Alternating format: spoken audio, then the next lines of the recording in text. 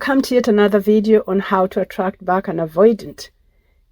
I am Yankee Akiteng, also known as Toronto Love Doctor, and you can find me at askthelovedoctor.com. Strong signs an avoidant ex regrets the breakup. All attachment styles, secure, anxious, fearful, and dismissive, sometimes regret the breakup. Avoidants are unique in how they feel, their thought processes, and how they express regretting a breakup because of an avoidant's discomfort with emotions and feelings. In addition to having a problem with emotions, avoidants also have a problem with self-examination. Fearful avoidants take it a little to the extreme because of their inherent negative self-view. I discussed this in detail in my video, Do Fearful Avoidants Regret Losing You? Dismissive avoidants have a positive self-view and a negative view of others. This sometimes translates into not taking responsibility for their role in the breakup and mostly blaming it on their ex. If a dismissive avoidant or a fearful avoidant feels guilt or regret, they will naturally struggle with how they feel and how they express these emotions. Keep in mind that these signs that an avoidant regrets the breakup don't necessarily mean that an avoidant wants to get back together or that they will come back. Regret is sometimes just that, wishing one had done things differently, or wishing that things were different. The first sign that an avoidant may be regretting a breakup is that they don't have any concrete reason as to why they broke up with you. Avoidants in general do not have a good relationship track record. One of the reasons for this is they are drawn to someone with an anxious attachment style and end up in an anxious avoidant relationship. In addition to an anxious and avoidant dynamic that always ends up in a breakup, dismissive avoidants also have a tendency of finding something wrong with the person they're in a relationship with and breaking up with them. And because they sometimes treat their relationship partners so poorly, they end up breaking up with them. Fearful avoidants, on the other hand, so often get into their own heads and let their insecurities, fears, and distrust mess up their relationships. When an avoidant meets somebody who's different from all their previous relationships, what I like to call the game changer, they look back and wish things had gone differently.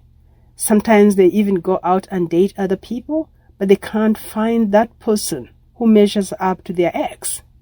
But because avoidants struggle with articulating and expressing regret emotions, they end up talking about all the great qualities that you have, how good you were to them, and why they're sad or disappointed that things didn't work out.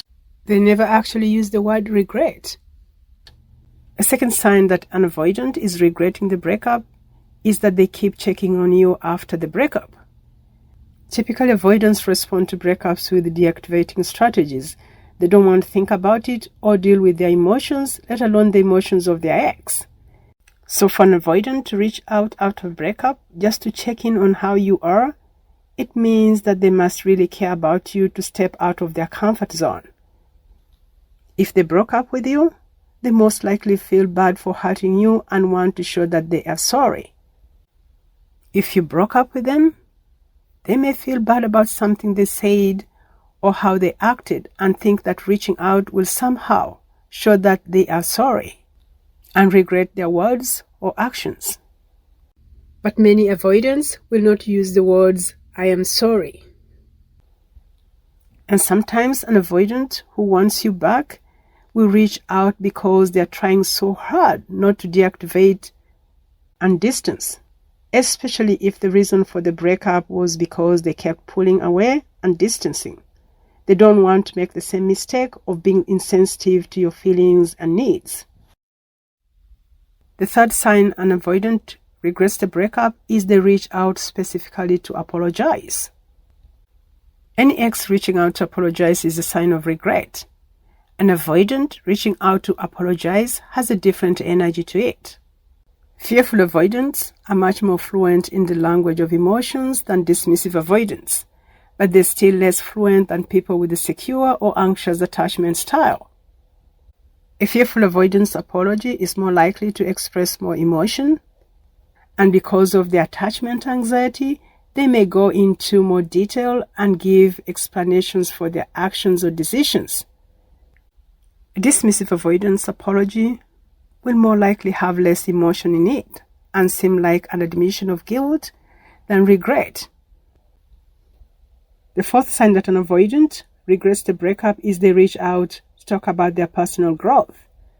Studies on attachment styles and personal growth following a breakup show that people with an anxious attachment style experience most growth after a breakup because they focus their time and energy on their self-work.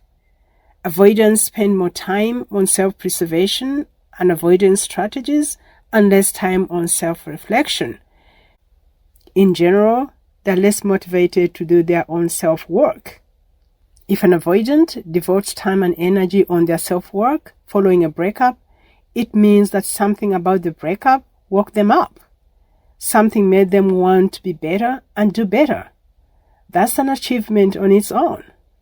But if an avoidant reaches out and wants you to know that they have grown and changed, they're trying to tell you that they regret who they were or what they did and how they behaved or acted when you were together or after the breakup.